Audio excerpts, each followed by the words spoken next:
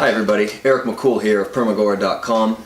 Today I'm going to start a new segment where I look at some of the stories in the news and just sort of give you my take on things. It's sort of off the cuff, but I've got a bunch of stories that I've kind of pulled out of the stream lately and I want to go over them. So to start off, California has recently changed their laws to allow people to legally commit suicide in a medical fashion. And it's an unusual and definitely touching story of Betsy Davis, who became the first person to take a lethal dose of drugs under this new law. And the way she did this was she hosted a party where she had a bunch of people come out and they just hung out and had a good time all weekend long. And then at the end of the session she got into a bed and took some drugs and 4 hours later was dead. And her only rule to this was that nobody could cry in front of her. And I think it's interesting. I've always been in support of people being able to choose whether or not they want to live or not, and I don't particularly advocate suicide as a way to solve our problems. I do think there are cases in which people are suffering enough to merit that choice, and I've always kind of not been a fan of the government or anyone else telling them that they're not legally allowed to do that. While, of course, as an anarchist, I don't believe the government has the right to tell us to do anything other than not harm others. And so this is an interesting case, and I think that in most cases, if it was someone close to me, I wouldn't personally want them to kill themselves, but if they were suffering enough, I would understand, and I feel like we ought to support people who make this choice. And in the case of this law, they have some restrictions on who can legally do this, and it has to do with how sick are they and how long do they have to live and things like that. And I don't really even think that's the only legitimate way to be so sick that you can get the government's permission, but it's an interesting story nonetheless. But let's move on. So a whole bunch of people are all freaking out because apparently President Obama's daughter, Malia, I don't know how to pronounce that, but she was caught on video dancing all, like they dance these days and smoking pot, apparently. And I think it's kind of funny. And the article that I went to is the Activist Post, and their take on it is that everyone's getting crazy about this, and yet they're silent about the fact that this girl's father has been blowing up people, including children, with drones for 8 straight years. But if she smokes pot, oh my gosh! So, kind of silly. I'm a big advocate of cannabis. I think it has a lot of medicinal uses, and I think it has a lot of therapeutic uses, even for people who aren't terminally ill. And I think that it's pretty ridiculous that anyone would get so up in arms over somebody smoking weed. It's like, chill out, live your own life, and just let people be free. It doesn't really matter if people choose to smoke a plant, especially one that has been proven to do no real harm and to actually be good for a lot of people. So yeah, apparently she was at some music festival, Lollapalooza, and someone caught her on video, and everybody freaks out. But you know how people are, they're always looking for something to freak out about, I guess, except for the things that seem to actually matter. Another case in point, Olympian athlete Gabby Douglas apparently didn't put her arm over her, didn't put her hand on her heart during the national anthem, and everyone got really upset about that. And to me, that's just absurd. I've been in cases where I've gotten some pretty dirty looks before. I don't stand during national anthems. I don't have any loyalty to an anthem or to the country that is singing it, and I feel like it's kind of preposterous that this is the kind of thing people get upset about in this world when there's so much else going on that's so much more deserving of our outrage. But Gabby Douglas apparently apologized for this and claiming she never meant any disrespect. But to me, when I refuse to whether it's this or whatever else it is, when I refuse to do that, it is meant to be disrespect. Not to the people who love this country or who might have gone to war thinking they were dying or fighting for this country, but to the country itself. The national government, the nation, I have no respect for it. It's an illegitimate institution. It's basically a giant mafia organization, and I think that it's everybody's duty to defy it in every way possible, and that should start with turning off the national anthem and stop going to sports games where they put so much emphasis on it. And I know that's not something that everybody wants to hear, and I'm not trying to take your sports away from you if you love them so much, but for sure, let people be free. If you really believe in the values that this country is founded on, you shouldn't get upset with people for choosing not to show their support for it in that way.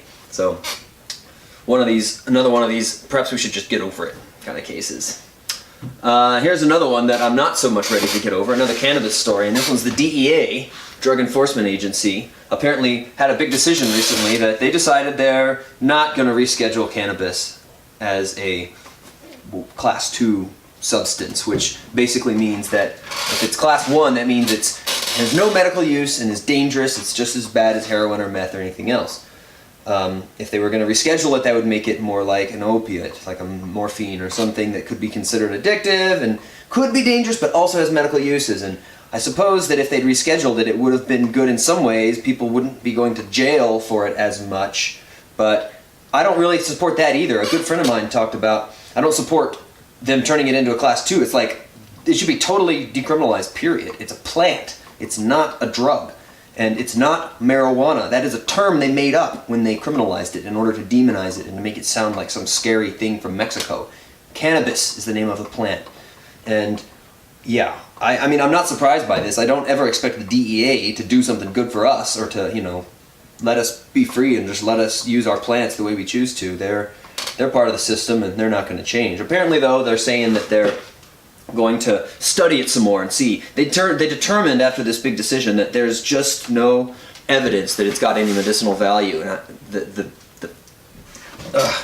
idiocy of that is, like, if you can't see the medical value of this plant, then you obviously haven't actually looked or done any studying whatsoever, because the medical benefits are readily verifiable. But no surprise there, cannabis is still illegal federally, even though over half the states, or maybe right around half the states, have made it legal for medical purposes, and several of them have made it legal for recreational purposes. And it kind of reminds me of leading up to the Civil War. There was this whole slavery and now slavery states, and now we've got prohibition states and legalized states. And I'm not so sure that that's going to be what leads up to a civil war. I mean, I think there's plenty of other things going on that are more likely to cause that kind of a conflagration, but I definitely see an interesting divide in our country where a lot of states are just being forced to recognize, either through ballot initiatives and the voter's choice, or perhaps just for economic incentives. You can actually, make a little bit of money if you legalize this stuff and regulate and tax it, which I'm also against, but I at least prefer for people not to have to go to jail for carrying a little bag of weed around. That is a worse offense than the government stealing a small percentage of your sales if you're selling the stuff legally. And that's what we have the black and the gray markets for anyway. So, moving on, the Standing Rock Sioux tribe are blocking the construction of a Dakota Access pipeline. And this is a typical story, and I haven't actually looked into it deeply, but anytime I see stuff like this go by, I always like to real firmly pledge my support for this kind of action where tribes or any group of people are standing up to these corporations or whatever entity it is that thinks they can just come in and build their infrastructure and cross people's land and ultimately destroy their land when there's leaks or accidents or what have you, which there almost always are. So if you know anything about this case, please do what you can to support these people, and for whatever it's worth, contacting representatives of this government and telling them how you feel about it. I mean, I know that can have an effect, and I don't try and discourage that, even though I'm not personally one who likes to contact the government at all. I prefer to just sort of ignore them and encourage other people to just stop acting like they have any real authority, because they don't. But, this is real. They're building this pipeline, and these people are doing their best to stop it. How long they'll be able to, I don't know. But we definitely need to stand behind them, and people need to understand how serious of an issue this is. The government doesn't care what harm they'll do to you, and not just the government. What is the government? The government and the corporations are so intertwined with each other that there's really little distinction that you can make. So these people that are building these pipelines don't care if it leaks oil into your water supply or if it violates your rights. They're going to do it anyway, and they're probably just going to arrest all these people and build the pipeline anyway, but these people are brave for making a stand like they are, and if more people did this, and if more people showed up to these stands, and if more people really flexed their muscles and said, we're not gonna take it, then I think that they would have a harder time getting away with this. So the very least we can do is stand in solidarity and hope for the best, that maybe we can at least slow them down until we can abolish the state altogether. Okay, so here's an interesting one. Another controversial issue that definitely comes up when you start to talk about voluntarism and you start to talk about the non-aggression principle. So in New Mexico, there's a mother and son who are being charged with incest because they have a love relationship, and they publicly stated this, and they're not trying to hide it, and they feel like it's no big deal, and they should just be free to love each other. Now, as I understand, they weren't raised. The mother didn't raise the son as, you know, she put him up for adoption, and so it's not like they lived together as mother and son their whole lives and then decided to have this relationship. But either way, it's messing a lot of people up to see pictures of them kissing and stuff, and she's quite a bit older than him. 36 and 19 are their ages, and it's unusual. Not very many people get into this sort of Oedipus-like situation, and you know, my take on it is people are free, and as long as you're not harming anybody, nobody should be able to tell you what you can or can't do with your life or your body. And so I support their right to do it. I don't particularly condone it in a moral or ethical position, although I'm not really all that against it. I just kind of think, ooh, that's kind of weird, you know? And I also feel like the biggest thing with incest is the risk of childbirth, of bringing children into the world and under incestuous relationships. It seems unfair to me to do that. And so in cases where people want to have an incestuous relationship, I kind of feel that at least they should be real clear that they're not going to have children biologically in that relationship. And other than that, I mean, it's not even all that unusual historically. It has happened. I mean, the royalty of the various dynasties of Europe, this was common. And I'm not so sure about parental, although I've heard theories, but certainly sibling, cousin, you know, other things like that. It's not unheard of, and it's just different from what we're used to. But you know what? So what? I don't think that just because we're used to something, and that doesn't really count. What makes it wrong? Who are they harming? Really, nobody. So leave them alone, in my opinion. They shouldn't be going to jail for it, that's for dang sure. But I don't know. I guess, you know, people are a little bit squeamish, and so we can count on them to be upset, and we can certainly count on the law to get involved if they have any opportunity to whatsoever. They seem to just love interfering with our lives any chance they get. Another story that's got a lot of people outraged, although not too many are terribly surprised, is Bernie Sanders has apparently just bought a $600,000 home, his third home, a vacation summer home, which, well, you know, hello. What did you think? Did you think he was, I mean, I shouldn't say anything. A lot of people really believed in Bernie, and you know, he certainly said some good stuff, and he certainly had some ideas that made it sound like he cared about helping the people. I didn't ever believe any of it because he's a politician running for president, and so take that for what it's worth. But as for him buying a $600,000 home, it's like, you know, that's really not that expensive of a house. I mean, it's more than I can afford, but it's really not that expensive, and considering the amount of money that the government wastes and that a lot of these politicians spend in their day-to-day lives, this is really kind of modest. And again, is he harming it? Would you want someone to criticize you if you decided to buy a vacation home? Would you want someone to come and interfere with your right to do that? I don't know that anyone's calling for this to be illegal or anything, but they're just sort of pointing it out as a hypocrisy that he's this wealthy guy who can afford 3 homes, all of which seem to be pretty expensive, and yet he was running on this platform of helping the people and redistributing wealth and this sort of socialist platform. How many socialists do you know that have 3 homes? Well, I'll tell you the answer to that. Those that are in the party get the access to the beach houses and all that. The proletariat worker folks, they're just going to all be sharing one big home, like Dr. Zhivago. So, no surprise there. Alright, so what do we have here? Oh yeah, the Pentagon back in the news with another mysterious loss of $6.5 trillion. Where'd it go? We don't know. We don't know. Secret space program? Oh, no, we don't know. We don't know where it went. You know, deep underground military bases? Oh, we don't know. Yeah, well, I don't know exactly where it went, but I guarantee you they do, and they're not telling you, and they're not going to tell you, ever. But, you know, this has happened before. It seems like, when was it? Oh, yeah, it was right before September 11th, or, you know, leading up to the September 11th attacks. There was a big, you know, outcry about the Pentagon losing some $3 trillion, and there was an investigation underway, I believe, and if I recall, everybody that was involved in the investigation was summoned to a meeting in one of the World Trade Centers on the morning of September 11th, and they all happened to die along with all of their paperwork and evidence. And so, if you are interested in investigating this loss of trillions of dollars by the Pentagon, I suggest you maybe be careful, and definitely don't go to any meetings and bring all your evidence. You should probably publish everything on the internet, in the cloud, or however else you can do that to make sure your evidence survives. And, you know, it's kind of scary when these kinds of things happen, but it's also, again, not surprising. It's basically just sometimes they can't lie their way out of it, and they have to admit, yeah, well, there's a whole bunch of money missing, and that's pretty much all we're going to hear about it. And I'm sure this story will just sort of disappear like all the other stories of these kinds of corruption.